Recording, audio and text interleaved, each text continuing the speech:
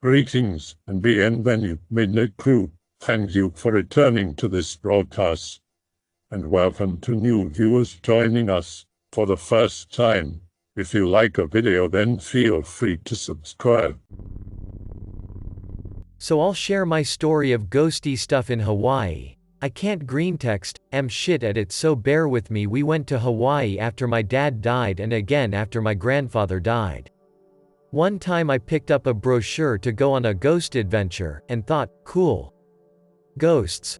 Finally talked my mom and sister into going with me, told we'd stop at 3 places. First place was like a big cliff overlook place with crazy strong winds. While I was there we were told about a bomber that had crashed and pilots were never found. Start feeling like there was something watching me, so I look up and see a shadow on the point of the hill thing, and the image of a bomber plot shoved in my head. Then on the way back to the bus I was the last person in the group and I thought I saw someone walk back past me. Well, I felt like there was something there, so I took a picture. The red light and the flash from my camera reflected back at me like there was a mirror, but there was nothing there but a dirt wall. Get to the bus just seconds later, thinking, hey, where's the guy that went behind me? There was no guy. Everyone was already on the bus. Well, then we get to a clearing in the middle of this road that has a super sharp turn that needs a big light up sign to warn people about. And we were told about 3 people who had died there. One girl had committed self-end, hung herself in the trees.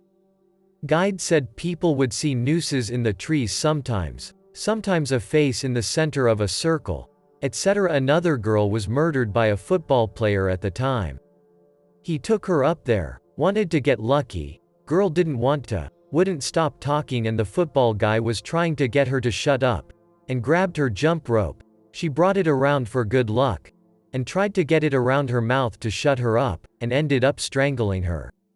He freaked, dumped the body, and days later cops found the body. Well, bugs had eaten away the lower jaw and nothing else. Anyways, we got there, and the whole time I felt extremely threatened. Like if I was not by someone, then something would pull me away and threaten to kill me. Constantly felt like the jump rope girl was watching me, like it was a distinct feeling that it was her. When we left it felt like she was watching me jut out of my sight in the shadows on the road behind the car. And I mean, I wasn't the nicest guy to girls, I was manipulative, and a real horny bastard, so I imagine I had some sort of likeness to the football player guy, which is why that feeling was so distinct. Then the third stop we made, there was this huge mound of rocks, with a river surrounding it, and nothing but a small wooden plank to get across to it. The guide said it's been there since before the natives had used any wheels or tools or anything, and that the rocks were brought by hand from the shore. This location was like near the center of the island, and he said that it is very sacred ground and not to cross the wooden plank. So everything seems fine. I got some pictures of some orbs, like distinct perfect circles only seen through the camera pictures. My mom and sister called me over to look at some shrimp they found in the little river. They weren't too big on the whole ghost trip, they really just went because of me. Well, as I walk by the wooden plank I get really dizzy, like I almost fell over dizzy, out of nowhere. And this image of 2 muscular shadows standing side by side on the plank gets shoved in my head. But it was like, not threatening, more of a protective yet calming feeling to it. And then it just went away, but I still got dizzy whenever I got near the plank. Less and less the more I just walked by it, and didn't seem like I'd cross it, but still dizzy. And yay, that was it. We went to a big tree somewhere and it felt super relaxing and protective. The tree specifically, guide said there was a spirit in it.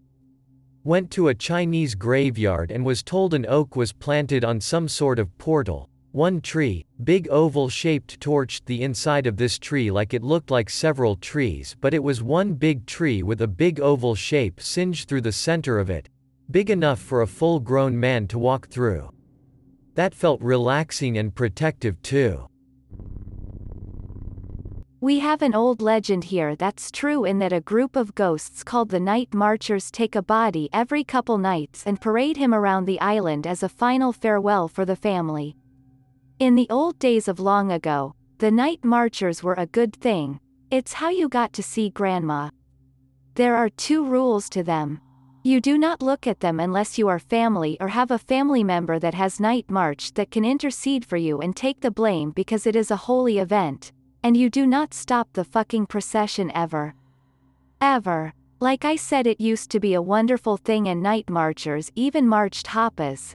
It was one long unbroken chain of love between the dead and the living. But after the overthrow, Americans came and started looting tombs, even smashing graves to dig up the treasures and knickknacks buried with the bodies. And the night marchers responded with rage and grief.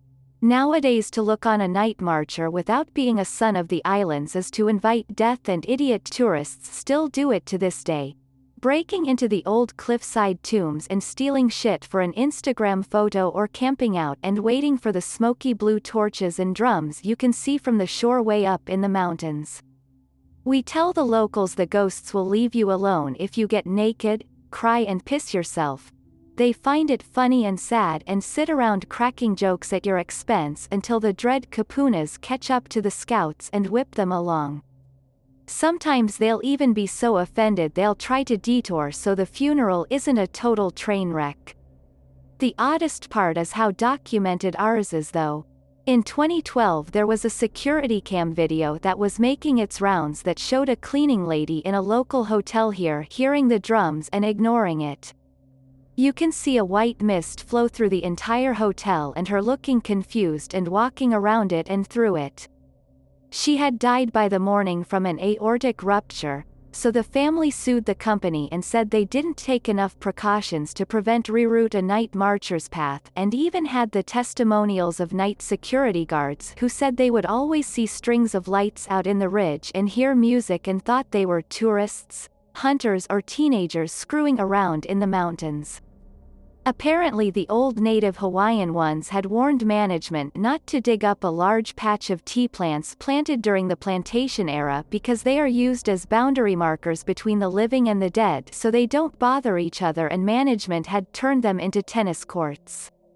That's the weird part. Unlike most places in America, it's pretty common in Hawaii to sue over the paranormal. Whether it's being a dick and planting spirit walls to funnel ghosts into your neighbor's house, or killing a staff employee by putting your business on a ghost highway, the undead are very much alive in the islands. Hawaiian here. Night marchers are real. However, OP's pick doesn't look like one. They usually appear in procession, and wear distinctive and native clothing. Definitely makes the most sense. Thanks for your insight. Have you seen them before? Yes.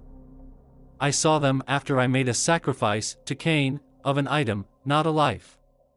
They passed down the road late at night, toward the heiau, and they were all holding torches of kukui nuts. It was a very beautiful thing. I live in an area where the priests and lesser royalty used to live. It is a sacred place. They were paying tribute as I had. By the way, they are called night marchers for a reason. They march at night, not in the middle of the day. There is a particular valley on Maui called Iao where King Kamehameha fought to conquer the people of Maui, and according to legend thousands were slaughtered as Kamehameha cornered them in this valley. This is the most frequent site of night marchers, as far as I know. Kauai was never conquered. There are many stories in Hawaii about objects that are where they are because they contain the spirit of some ancestor, and if they are taken from there, they will do whatever they can to return. They will move by themselves. For example, I was speaking to a kupuna about spiritual things, and she said that her sister had taken a stone from the beach because it was beautifully round and perfectly flat. Every night, the stone would move about 6 feet in the direction of the beach, knocking over all the stuff on her shelf where she put it. As time went on, it got angrier and did more damage to things. Their mother said, "What are you doing? Take it back to the beach." It was an ancestor spirit that wanted to go home. Hawaiians are very spiritual people. These things happen here. It is common knowledge among people with native ancestry. Hawaii Anon here. I guess there's a few urban legends, folklore stories that I know of. First one is the Menehune, kind of pronounced like men-a-hune. From what I understand, they're kind of like Hawaiian gnomes. They're said to be a group of small mischievous people who live in the forests and shit. That's about all I can remember, but if you want to find more info, just Google it. Same thing goes for the other stories I got. The second one is about the night marchers. They're said to be the dead spirits of ancient Hawaiians who, like their name says, march around at night. Supposedly you can hear the drums beat as they march. Accounts differ on what the right course of action is if you encounter them. Some people say to run away, others say to strip down naked and bow down on the ground so you don't offend them. The third story takes place on the Pali, pronounced Pali. On the island of Oahu there's basically a cliff road called the Pali, I guess? I'm not from Oahu, so I don't really know what the fuck I'm talking about. There's also a lot of different versions of this tale. From what I remember, if you have meat in your car while driving on the Pali, your car will break down unless you leave the meat on the road, I guess? Another version is a little more spooky, where if you have meat in your car while you drive, a white lady will appear in the backseat of your car and kill you. Some people say they just see the white lady on the side of the road. I don't really know what happens if you pull over or if you ignore her. Either way, meat in your car while driving on the Pali is a no-go. No shit, I may have seen one when I was stationed there back in 2009 to 2013. It was night and I was pulling the radio guard at maybe 2 a.m. or something. Heard walking through the trees and saw a figure stop at the trees where we would enter to where we were sleeping. It stopped and looked at me for a few minutes. I was in a clearing maybe 50 to 60 feet away. I thought at first it was my relief for the hour, but it just stood there. After a little bit my relief was walking through and the silhouette just walked away before he got up to it. I asked the guy relieving me if he heard or saw anyone and he had no idea what I was talking about. Always thought it was a lieutenant sneaking around to see if someone was sleeping on guard duty, but I have no idea what it was. I was 11 years old when my crazy mom sold everything we owned, including our house, and we moved to Kauai, Hawaii. We lived in tents on the beach, or in our Volkswagen hippie van that was painted white and blue. Keep in mind, this was in the 90s when things were way different than they are now. Our main spot was called Anini Beach. It was an amazing place, and we got to know the locals who'd taught me how to make lau lau, and roasted BBQ eel in rice was the best thing I've ever tasted. I had a friend named, let's call her Lana, who was my absolute best friend, only just reconnected after 20 years over Facebook. For those unfamiliar with Anini Beach, it was a typical beach with showers and trees we used to sleep in, then the road farther you got into land, then there were the polo fields. I knew the girl whose parents owned the polo fields, and we used to sneak in at night and ride the horses. The fence to the polo field was a mix of the right half for a few years being barbed wire, the other half to the left was all wooden fencing. One particular night, Lana had gotten into an argument with her mom and was going to run away. It's an island, not too far to run away, but we were 11 and dramatic. Lana's mom comes to find me to chase her down. It's about 11 p.m., and when it gets dark in Hawaii, it is fucking dark. I start walking down the road where Lana's mom tells me she went. I start running after her, and then see her figure approach the streetlight. I catch up with her and convince her to come back. She does. While we are walking back, on the right side of the road while the wooden fence is on the left, I get tunnel vision and a weird feeling. I feel like my feet are moving of their own accord, and nothing seems real. I veer off from my friend because I absolutely have to go to the fence. As I'm approaching, I see that the middle wooden plank has been pulled down and the hibiscus bushes have all been pushed away, leaving a very dark opening in the fence. I get closer and leaned in, because it wasn't there this morning when I went to say hi to Lightning and Wild Guy. I didn't know their names, so that's what my 11-year-old brain decided to call the two horses. The space was way darker than the surrounding night, given that the lamp post a long distance off still gave a bit of light where I was. I got closer, and I literally felt like I was electrocuted when I saw two giant red eyes looking back at me. I mean, these things were 3 to 4 inches wide and glowing. It was not a reflection whatsoever. I noped the fuck out if there and beelines it to my mom, who was still awake drinking with the other people on the beach. Freaked my ass out, and I hate talking about it. I used to have a job where I needed to travel a fair bit. I was working on cruise ships selling art in the galleries and was in Australia, New Zealand doing runs when I got the email. I was really glad because I was being transferred to Hawaii, and it was on my bucket list. I flew from Melbourne to San Francisco, to Lihue. This bit is kind of important. After a lost baggage and a late flight, I got to Hawaii at around 10 or 11 p.m. I called a cab and took it to my hotel about a 20-minute ride away. Once I got to the hotel, I tried to take money out of the ATM and was basically told I couldn't access my account. I was really ashamed that I couldn't pay the cab driver, let alone my first night in the hotel, which was pretty expensive.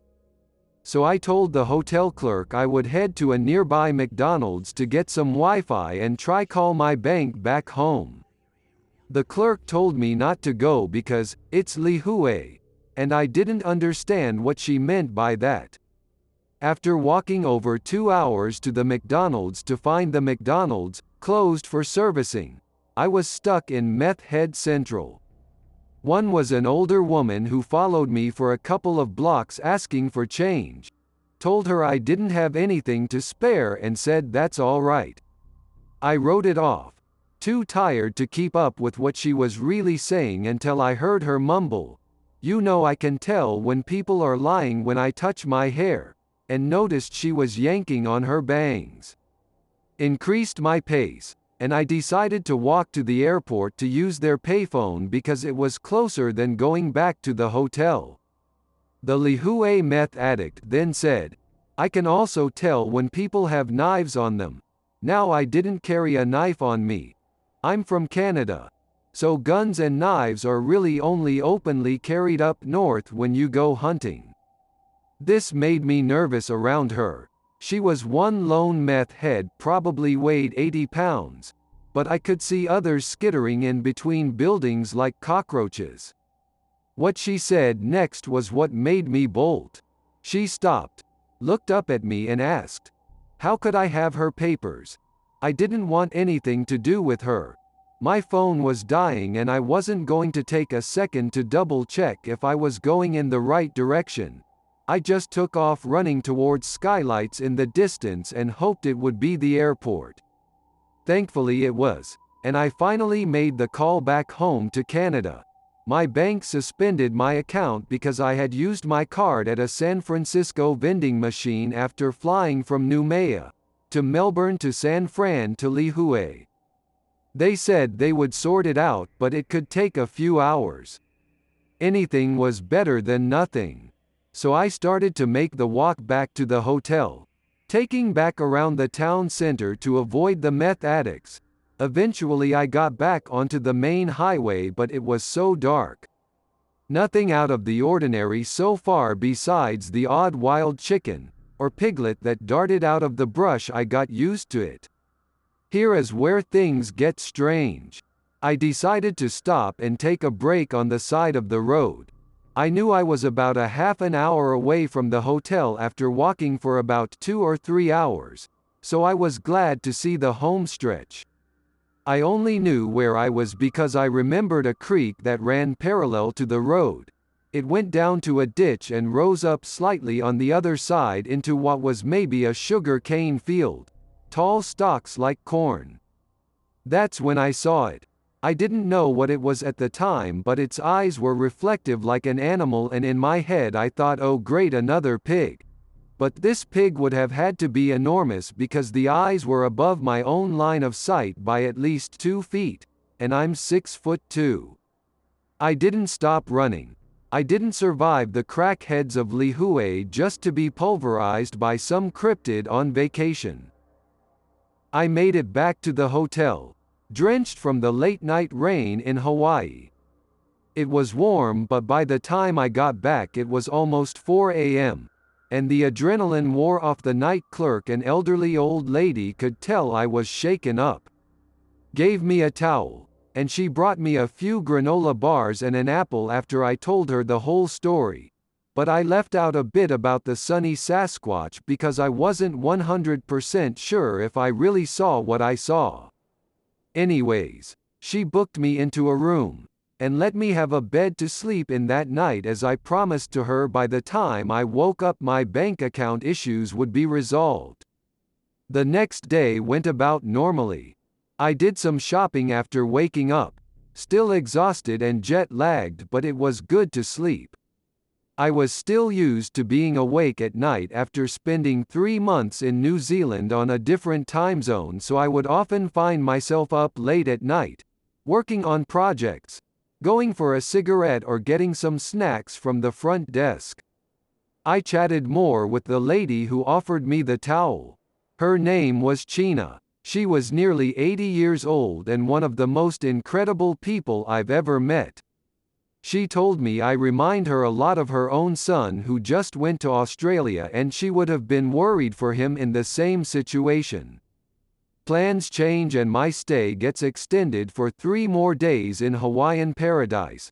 I chat more and more with Cina, and on the last day we exchange emails to keep in touch, and I felt compelled to give her this necklace I picked up in New Zealand as a gift that I originally intended for a friend, but decided Cina deserves it more. I'm home now, in Canada, but lately I've been having weird nightmares of the Hawaiian beast I saw that night in the sugar cane field. Woken in the middle of the night, I felt compelled to get down to the mystery of the thing and read about a Sasquatch-type creature of Hawaii called Aikanaka, a large 7 to 8 piggish, man-type beast with a gnarly growl. Here's where it gets wild. In some legends, Aikanaka is married to Hina, the Hawaiian goddess of the moon, who took this chieftain as a mortal lover but left him. When she went to live in the sun, found it too hot and decided to go saddle up in the glowing embrace of the moon. That's where this should end, right? It gets weirder. So Hina is apparently a pretty popular lunar deity all over the Pacific, and specifically Polynesia, where I had just spent the last 3 months sailing out of New Zealand looking up at the stars in the night sky, only to find out that in New Zealand they called her by a different name, Cina.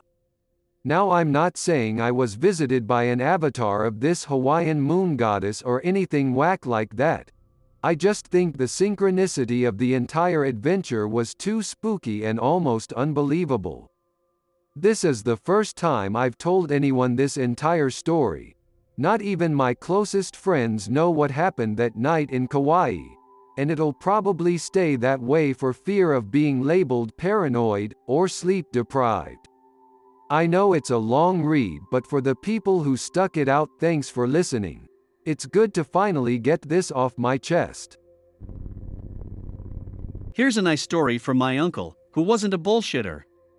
Slight background: after this incident, he went on to work with American Space Agency programs, through various employers such as Martin Marietta, and finally Lockheed Martin. He specifically worked with coordinating development of the lunar rover with NASA, as well as work on the B-2 bomber, Black Project at that time. Anyway, here's his story. He was some sort of commander in the Second World War, possibly tanks, but one don't exactly remember. He was captured by the Japanese, forced into the Death March, and wound up a POW for the remainder of the war. When he was released, he was positioned on a military train car on a civilian train in Japan. A Chinaman, for some reason, tried to board his train, and he had to shoot him to death. The military, after this incident, placed him on a radar station in Hawaii. One night, his friends actually operating the radar itself called him in to take a look at the screen.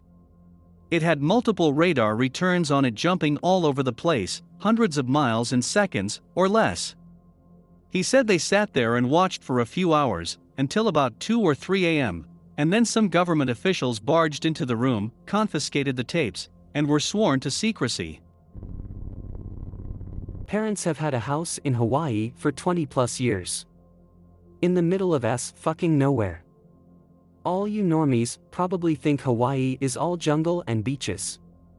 Well, our house is situated in a remote town called Ocean View. It's so remote it looks like we're on the moon. Pic related. Not near home. But in the same county as us. Full story. One night me, my mom, and my dad are out stargazing on our lawny deck. Finally saw my first shooting star that night. Saw 3 of them that night to be exact. We could see all the constellations. Milky Way was even on full display. As we're sitting there, a bright flash happens behind us. The flash is so bright he illuminates the lava rocks in front of us. We all look confused wondering what it was, but ultimately say fuck it. As we're watching again, the same bright flash happens. Our house is situated a long way down from Mauna Loa, the volcano. We're about a mile away from the ocean and a couple miles from the town which is situated above us. No neighbors around for about a mile or 2. Couldn't be a car. Looking for clouds in the sky, I couldn't find a cause such as heat lightning. We're all now weirded out, and as we grab our drinks and head inside, the flash happens again. We were facing the direction this time and we were all blinded for a good 30 seconds. Asked friends in town the next day and they all saw it too. I live in Hawaii and I have a story about a crazy encounter with some occultist shit. Me and friends chilling at an unspecified beach on the south shore of Oahu. The beach in question is more of a smoothed volcanic shelf that drops off into deep blue water. The shelf only being between 2 to 10 feet in areas though. This is our spot more or less after we graduated from high school because it's beautiful and Costco was right down the road. Explore pretty much everything, including this one area called Spitting Caves, which is a 120 feet jump into water. A bunch of people have died doing this jump and there's crosses all around this place commemorating their deaths. Friends and I decide to go the other direction. Narrow passway of about 2 feet between reef and craggy crumbly 15-foot cliffside. We continue down this pathway and the reef gets smellier and the rocks get crumblier. Friends and I start to get miffed about the danger of this climb and exploration. One of us is gonna sprain an ankle. Get to where there's reasonably nothing else to see. Decide we can crawl and climb and risk injury going back the way we explored. Nah, this cliff is only like 9 feet and not even steep, let's just climb back up and walk back to the road. I'm climbing first. What smells? I keep smelling what seems like fetid meat and heady pungent perfumes and the smell of rotting fish. Last part wasn't uncommon given the area. I get my head over to peer over the cliff. Giant slab of unidentifiable gelatinous meat, covered in decorative cloth with designs that look like a huge tea doily. It's green, brown and red and rotting. 2 butcher knives placed over each other in front of this meat. Bloodied. Nope, initializing. 49%.x. A baseball bat at the 9 o'clock of the meat. Also bloody. A bunch of broken bottles, but no booze. What looked like home-blown glass and shit for tonics and tinctures. A stool behind the meat with a statue to the side of it. The statue looked East European or Asiatic. Had big fangs and some mixture between bat and dragon and boar features for its head, 2 sets of small wings, was holding a fruit. The smell is really bad now. Not to mention the fact that there is an entire cow's worth of skeletons circumferencing this entire altar area. Me and friends are really noping hard now. Never knew how it felt to be scared stiff before that. A lady walks into her yard and is a neighbor of the house that this altar is in. Hi ma'am, we got lost exploring around. Do you think we could cross through your yard so we can get back to the road? Fuck off and get out of the yard. Walks back inside, slams the door, gets on her phone and starts calling someone and pointing at us. I limit brake noped, sprinted into the opposite neighbor's yard and jumped the fence and ran back to the main beach where people could see me if I got murdered. Friends followed. The interesting thing is that this is a very prestigious real estate neighborhood, where really only millionaires live because everyone owns boats and it's beachfront. I stumbled upon some sort of real-life devil-worshipping cult of social elite skull and bones shit. Friends went back some months later, after our internalized terror died down. We went with a GoPro and had footage of the same shrine area. Except this time we went and poked the camera over. The meat offering was gone and everything was the same except there was a bunch of clothes there that would only fit toddlers splayed all over the shrine area. I still can't believe a mundane island boy like me got to see some shit like that.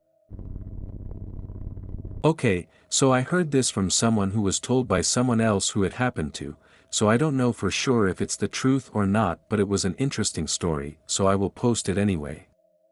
So, I live in Hawaii, where this story takes place, and this guy likes to go spearfishing, freediving with fins, a snorkel and a spear gun or a long three-pointed spear with a rubber sling on the end.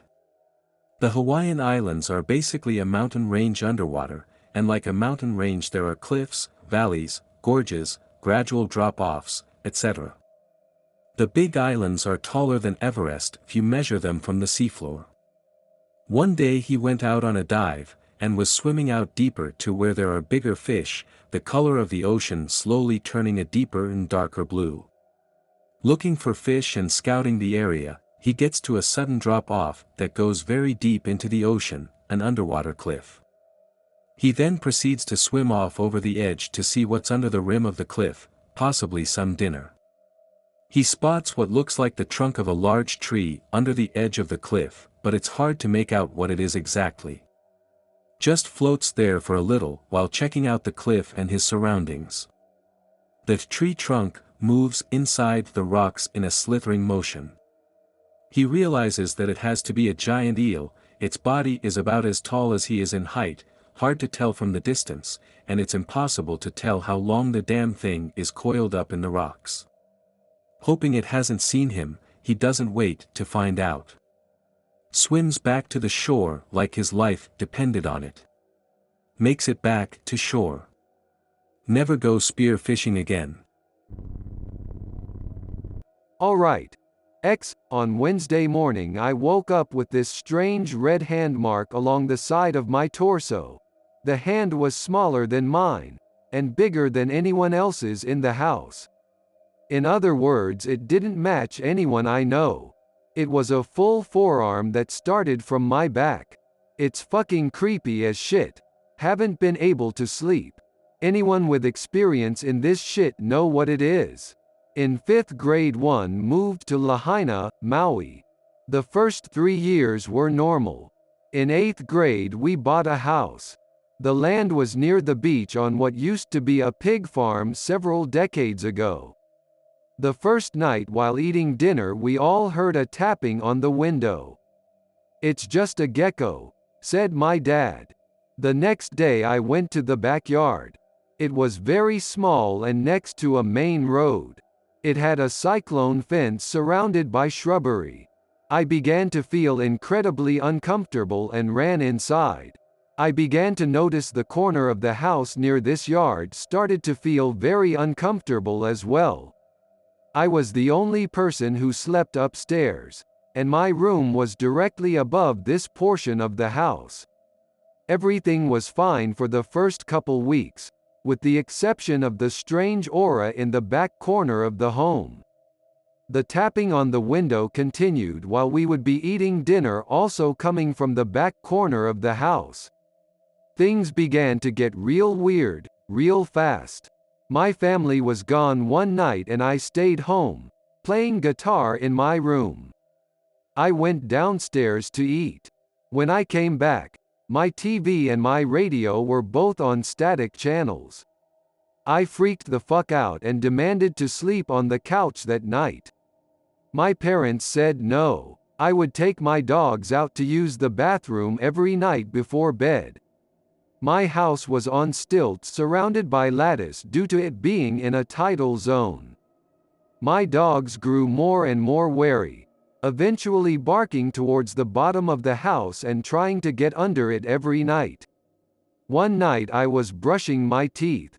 The bathroom window could see into my bedroom window due to it being in an L-shaped structure, with the bathroom jetting out adjacent to my room. I looked in my window and saw a shadow in my room. It remained for several seconds and then vanished. I demanded to sleep on the couch but my parents said no. Several weeks later, in the morning, I heard a strange, animal-like noise from behind me while brushing my teeth. That night, I went to bed, all alone, in my room upstairs. That morning I got up to brush my teeth and looked in the mirror to find a very large, fairly deep scratch all the way down the side of my face, starting near my forehead and ending near my mouth. Needless to say, my parents began to let me sleep on the couch. Even on the couch, I would be woken up to strange sleep paralysis-like states in which I would see colorful auras above me and feel something crushing down on me. I have never experienced these outside of that house. Eventually, we moved back to California. When we moved back, my parents finally disclosed several things. My parents were both woken up at exactly 4:30 a.m. to someone calling their name from the back corner of the house. They thought it was my little siblings calling them, so they got up, no one else awake, to investigate, only to find no one up. The voice grew louder and they were able to discern that it was not a human voice, but a very distorted, poltergeist-like voice. My house cleaner had made my bed one day while everyone was at work, school. She came back up to find human footprints across my bed. She never came back after that day. The Hawaiian Islands are undoubtedly one of the most haunted locations in the world. Millions of natives lived on those islands and died off very abruptly in a very unpeaceful state. My dad still has a scar on his face from his first night in the oil lube he owned. He had yet to receive the oil extraction machine, a machine required to extract the oil out of oil cans before throwing them away to protect the environment. He said, "Fuck it. A few cans won't hurt anything," and threw them in a bag to take up to the dumpster. As he was leaving, he felt something grab the back of his head and slam it into a sharp metal corner of the lube bay. Prior to that, he had been approached by a Hawaiian construction worker who was installing equipment who said, "You've got a buddy down there." That was all he said. Our family friends lived in a secluded part of the island up near the mountains. One night they were awakened to a tremendous roar. The entire house was shaking. Their 6-year-old son was found talking to someone one day in his room. He said it was a large brown man who said he was going to hurt his mother. Living in Hawaii has positively convinced me that there is another realm that intersects with ours. I swear on my mother's life, this is all true, first-hand experience. It gives me chills recounting it. Luckily I have yet to encounter anything of this nature since I have moved off the island. Almost everyone there has a ghost story, or 10, and I believe every single one of them. Hawaii is a fucking scary place once you get off the resorts and beaches. A weird thing where it is believed Hawaiian names have power. The naming is tied to a more spiritual ritual in the older days. Now of course, you might develop your name because you believe the superstition, but I have noticed that animals seem influenced by names given in Hawaiian as well. In the end, Around 60% of Hawaiian superstitions that are commonly experienced can be chalked up to experience. The most common, that afflicts tourists a lot, is that it is considered kapu, taboo, to take lava rocks as they belong to the goddess Pele. Misfortune is said to happen to those who do. I have a few friends in the Department of Land and Natural Resources who get dozens of return packages from tourists who claim that shit has started happening because they took rocks as souvenirs. As you said, the Hawaiian people are very superstitious because the gods are tied very, very strongly to everyday life. There are thousands of gods. The main three have multiple incarnations. It is a fascinating culture. Really, any Pacific Island culture is fairly interesting in this regard. What always catches me is the question that the native island people are very new to the islands in the grand scheme of things. These islands existed for a long time without human contact. Who knows what was here? There is a common belief of the Moo, which is a great lizard who takes bodies from rivers and either hides them or eats them. The behavior sounds a lot like crocodile eating behavior, especially the storing bodies under logs. Could it be that the Pacific Islanders brought their experiences of crocs when they sailed from East Asia? Or were there crocs on the islands? Or something paranormal? We know now that Rainbow Pots is really just a series of underground lava tubes that with mountain rains creates an insane undertow. Still, it's fascinating to track the journey from life event, cross-attacking, to story, as they sailed to non-croc islands, to legend, the Moo. Guess I'll share some of my stories. This is actually second/first hand. Just moved to the Big Island. It's actually the one island actually named Hawaii. Just background, most of you have been to Oahu, which is the older of the islands but it's much more city now. Big Island is much larger and much more rural. When you hear stories of Oahu, it's more the modern experiences. Big Island, you hear a lot more of native Hawaiian paranormal shit. Around 9 years old, my brothers sleep in the same room as me. Fall asleep, no problem. Next morning, wake up in my parents' room. This is what I'm told later. Parents were talking with friends about the paranormal. We're making jokes and being disrespectful about it, a no-no. Mother wakes up in the middle of the night, describes a sound she hear outside. It's a single note of a flute. The noise she made later sounds more like a wooden nose flute. She hears it getting closer to the house. It's outside the door. She wakes my dad up. As soon as my dad coherently wakes, they realize the next note is in the downstairs kitchen. It comes up the stairs. Suddenly little brother starts bawling. I didn't wake up, neither did my brother, and I am an extraordinary light sleeper. They see something at the foot of his bed, just a shape. They take my brothers and myself to the next room and lock the door. The noise starts up again after they close the door. Coming down the hallway. Suddenly outside of the door, it stays there. I forget the circumstances that got them to open the door, but they did. As soon as the door is opened, wind rushes past my dad. Sister's crib is across of the door, also a no-no in the culture. She's sick for weeks, no doctor can figure it out. Mom gets into contact with her mom, who, with fellow kupuna, set up a cleansing, involves basically Hawaiian salt, ti leaf, and holy water. Sister fine the next day. This one comes just recently from the newest house we bought. Our last house was brand new, but we did eventually get paranormal shit there, but I'll share that after. This is all 2 years ago. First stay there with then fiance during summer, in brother's room since I moved out for college to another island, usually stay up late, chatting you guys.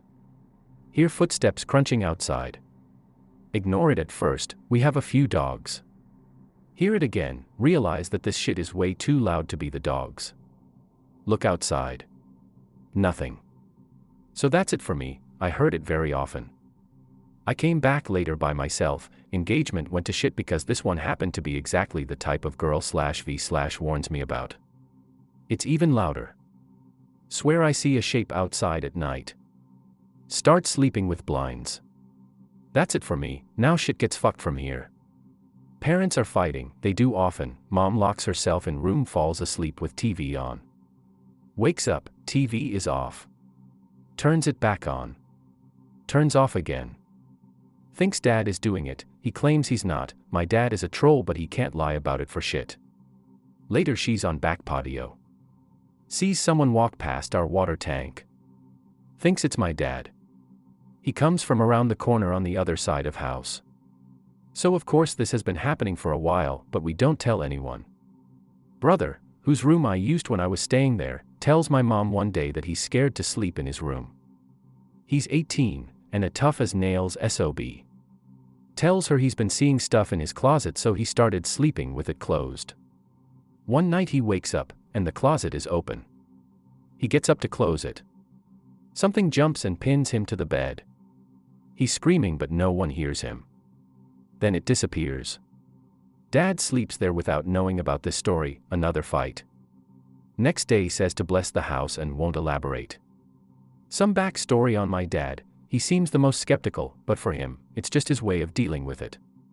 Okay, I'm gonna take 10 minutes to work on my oral plan, then I'll post another, but here's a few short ones. Dad goes overnight fishing off cliffs alongside shore. Normally doesn't bother him, he brings hunting dog.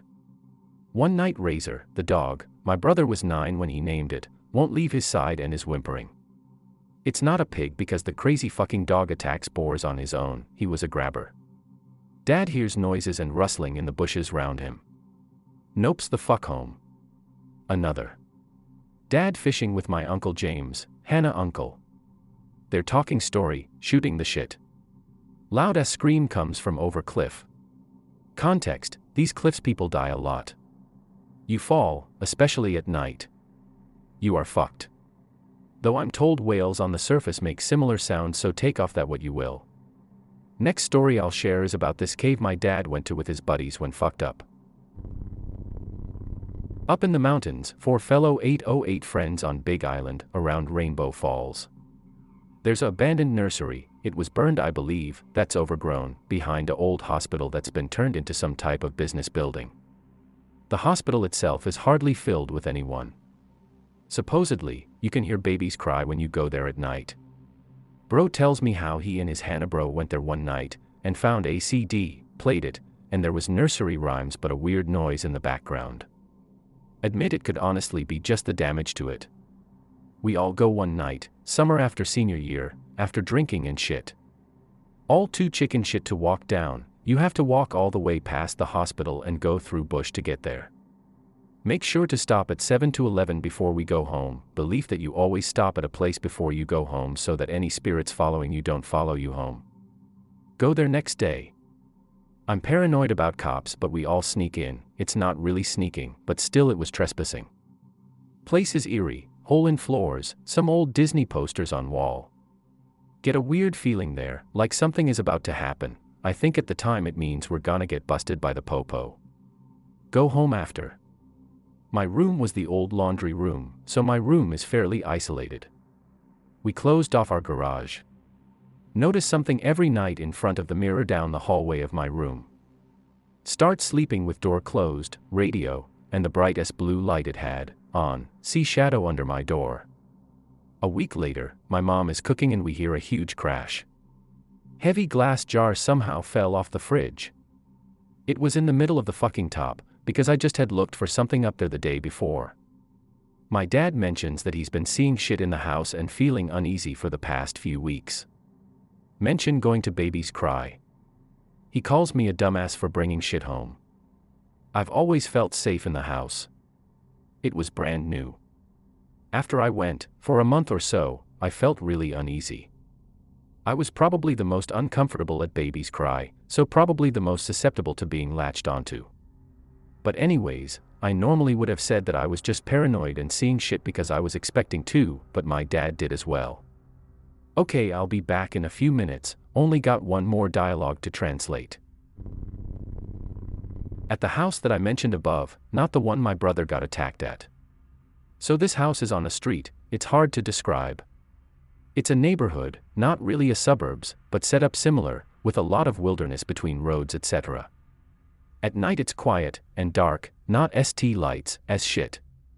Every night at around 2 I hear the dogs all the way down the subdivision, around 8 streets down, yes it's that quiet, barking like someone is walking past. The dogs the street over start barking while the former dogs stop.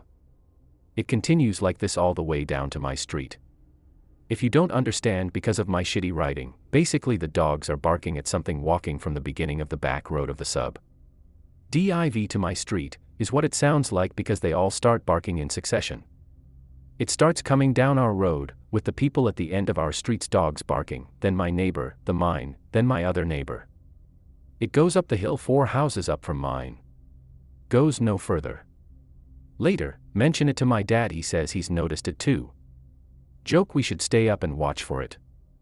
After we move out, or rather while, my mom tells me that my brothers, who shared a room with a window facing the street, told her they see a girl walking up the street some nights. One night the ukulele, which is a tiny guitar basically, in their room started strumming on its own.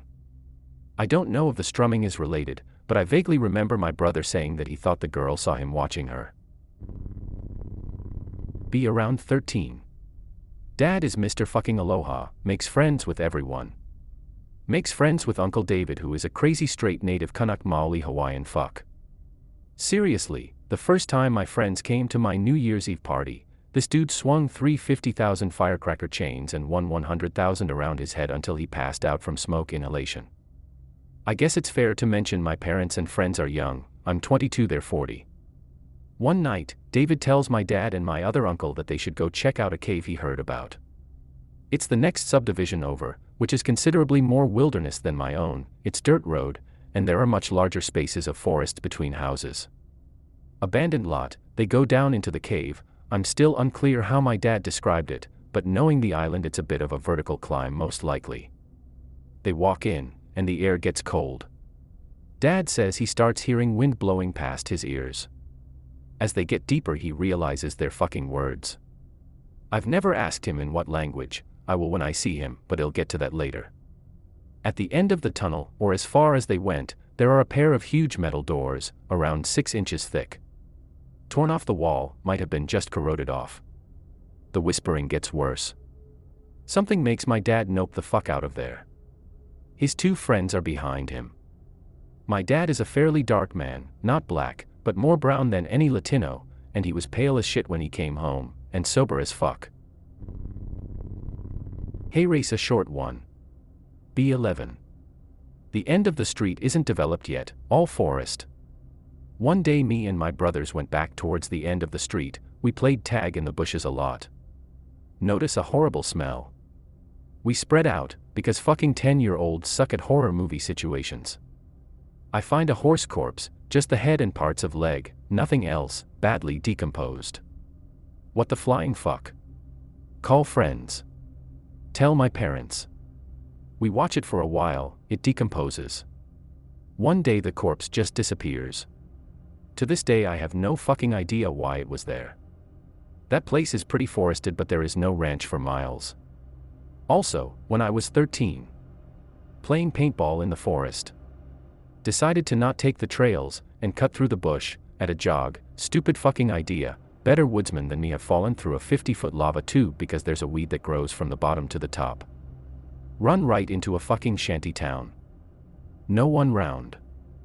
Hightail it the fuck out. It's not paranormal but it was creepy. I kept expecting to get caught and attacked or something. Also. Be 20, horny, with ex-fiancé. Decide to fuck in the trails since the neighborhood doesn't have kids anymore. Realized that I was fucking only 70 feet from the old shanty town. Such a fucking idiot. Kind of sad as I typed that up, when I was growing up the back road was filled with kids, the streets were filled with kids. The spookier stuff happens to my mom. She has a history with paranormal stuff.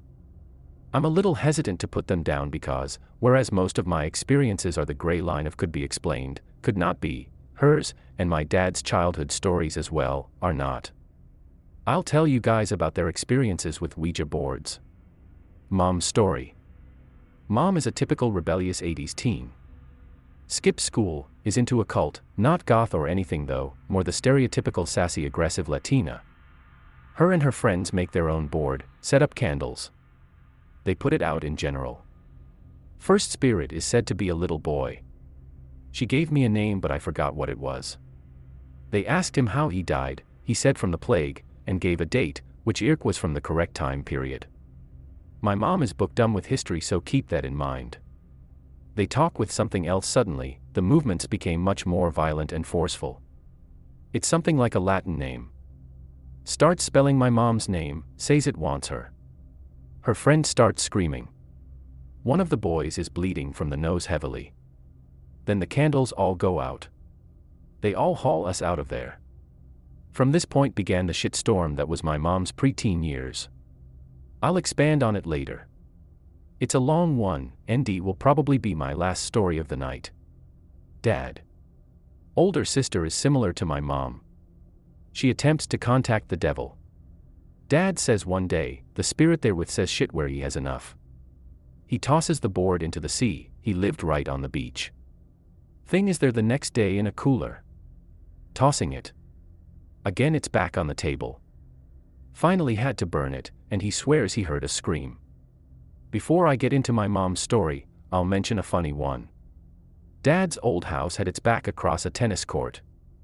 He and his sister hear noises like someone playing tennis. They can never figure it out, freaking the fuck out. Dad leans in, says, and we eventually did find out. Uncle snores exactly like tennis games. Now, I mentioned to you the man in the black hat. My great-grandma died saying it was watching her. It went away eventually, and it might not be linked to this experience with my mom.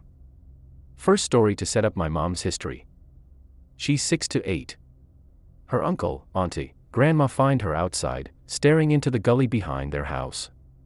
She smiles, and laughs, and says there's a lady hiding behind the rock. Mom tells me that the lady would peek out and then hide again. Describes her as looking off, like rotting. My uncle Mark comes near. Mom turns to him, go away. She doesn't like men. Refuses to move even as it pours rain. Has to be dragged kicking and screaming away. IRRC This gulch was known for murders, especially assaults. I was reading Chicken Skin, which is a series of books of collected paranormal stories, like a proto/X/, and read a similar story about that gulch. Okay, so. After Ouija board incident. Mom's grandma is over. Mom is sleeping in her room. A old lady comes in with chair, sits down and sings to Mom, brushing her hair. Thinks it's her grandma. Next morning chair is still there, asks grandma why she came into her room last night. Grandma and Mom stare at her, and say that neither of them went into her room. Mom starts seeing this old lady often. One night she gets her brother to sleep with her in the bed because she sees her at their doorway. Brother can't see it, she asks him to close the door. As soon as he does, the door starts getting pounded on. They hold each other and cry before it stops, and they run to their parents' room. So later. Mom goes to friend's house. Mom is strong Christian. My mom's parents and generation before that were strong Catholics as well. She sees my mom and starts saying that there's something wrong with her. Something is with her. Mom is freaking out. Friend's mom tells her to go home, she'll meet her parents. Mom said as she is walking through her gate everything seemed to slow down. Noticed her grandparents' car in the garage. She wakes up later. Apparently parents and grandparents were exorcising the house and were sending the demon out the door the exact moment she walked through the door. She proceeded to scream in a different voice personal insults to everyone there. Grandparents had to pray over her and bless her. Parents were trying Hawaiian purifications. The old lady never followed her again, so it worked, I guess. Hey guys, I'm back, and I got some time to kill before I head to the gym, and nothing due for class tomorrow. So last time I started with a background on Hawaiian beliefs, both modern and ancient. So, this will set up my next two stories. A heiau is an ancient Hawaiian temple of sorts. They vary in size. One of the most well-known is Piuiuakla, which King Kamehameha built to the gods to bless his conquest of the islands. He was the chief to unite the islands and start the Hawaiian kingdom, before it was overthrown by the US. So typically, your heiau is a large foundation made of stone. Usually that's all that remains of most. Some had huts on them. It's stereotyped now that they were for sacrifice. This is wrong. Some of course were, typically to war gods, though, if I'm not mistaken, all important heiaus were anointed with a sacrifice. No matter the importance, however, It was considered extremely blasphemous to go to one without permission, let alone to defile one. Of all superstitions in Hawaii, I have never met anyone who disregarded the belief that you don't fuck with heiaus, and the term today has become synonymous with a haunted area. So, I mentioned Puuokola. This heiau overlooks a beach that has a tiny bay. Back in the day, this bay was not filled with water as it is today, and a shrine to a shark god was there. The shrine still stands, and the area is known for a very large number of blacktip sharks. I went there for a class field trip, and sure enough, there were dozens of sharks there. Just some backstory, my school was founded by one of the last of the Kamehameha line for Hawaiian children, and the sharks, as we walked on the path along just the bay, which was maybe 5 feet down 12 feet away, the sharks were coming right up the shallows. Literally, not just happening to swim by but literally swimming from the center to us and following. Okay, so this sets up my own personal experience. Was the summer after my senior year of college. Me and the brothers want to go on one last camping trip. Friend is from the other side of the island, knows a very isolated beach where the diving and fishing is great. As the trip gets near, most bitch out of the 8 only 4 of us went. Heading to Manuka. The drive is on a interdistrict road, fairly far from any town. We turn off onto a lava rock road, a drive that takes us nearly 2 hours to go, maybe 10 miles because of the roughness. Pass a heiau on the way down, make jokes about how we're all going to die from vengeful spirits. Set up camp. The beach is beautiful, but our backs is facing high grassland, similar to the picture above but more wild. We're camped under a, in retrospect, creep fucking tree. 2 friends go diving. Me and my bro aren't good at diving. See him stop and stare into the forest behind us. Forgot to mention the heiau is maybe 200 yards behind us. Says the thought he saw someone. Day passes without incident. Set up a bonfire, talking story. My friend Miller and I have our backs to the forest. Feel something hit my head, figure it's one of the tiny pine cones above. It happens several times. Notice my friend Miller keeps running his hand through his hair. Bro, you getting hit by the cones? Yeah man. Get hit again, realize I got hit in the side of the back of my head, not from above. Mention that, friends get quiet. Start joking that it's just big ass mongooses throwing shit at us to take the edge off. We all start laughing. Bushes behind us start shaking violently. Get quiet again. I sheepishly make another joke. All sleep in the same tent that night. Anyways, that was the worst of it, though we kept seeing shit in the corner of our eyes from there on, but we were all taught that interacting with spirits makes them want to fuck with you more, so we ignored it. Okay. This story isn't really paranormal, unless you find batshit insanity paranormal. This was around 4 years ago, I think. First job during college is as a janitor of a shopping center. It's a fairly chill job, work night shifts by myself, shift ends 30 minutes after the food court opens, which is where our job was mostly focused. One night, finish mopping, take out the trash bags and go to lock up the bathrooms. See a shirtless guy staring in the mirror, his back bleeding. Oh god, what the fuck? Break out the pigeon to try to make myself sound friendlier. How's it, man? I gotta close up the bathroom. Oh shoots brata, just gimme a minute. Finish up the rest of the closing procedures. Walk back into bathroom, he is still there. He's cleaning his back, there's a open wound, not bad, looked like he just picked at the skin on his back. Walk past him, open closet, put away cleaning shit. This dude was pretty muscular, but I wasn't too intimidated. I'm a fairly big guy myself, I'm in much better shape now than that time, but I figured as long as I didn't act scared of him, shit wouldn't go down. As I'm putting shit away, I hear him say, "Brah, I got some evil shit in me. The devil is in me. Oh fuck son, I'm getting stabbed tonight." Keep calm, nod my head and look at him. You alright man? Looks me in the eyes. This shit on my back. That's him trying to get out. Fuck man, he makes me do bad stuff. I just got out of jail. He makes me do drugs, hurt people. But I got K-Akua, in Hawaiian means God. Akua actually means God in general, but it's used commonly now to mean Christian God. Yeah man, God is good. Sorry man, I gotta lock up. You're gonna be alright. Yeah man, I'm good. Fuck the devil, he ain't getting me. Escort him out the back door. As soon as I close the door he crouches low. Yells, fucking Mehehume, Hawaiian supernatural pygmy. Brada, you fucking see him, he making fun of us, let's fucking get He takes off running. Stare for a few seconds, go home. I hope that you enjoyed tonight's broadcast. If you enjoyed tonight's story, then please subscribe to the channel as more green texts will appear daily. A new broadcast will appear when the clock strikes midnight Central Time.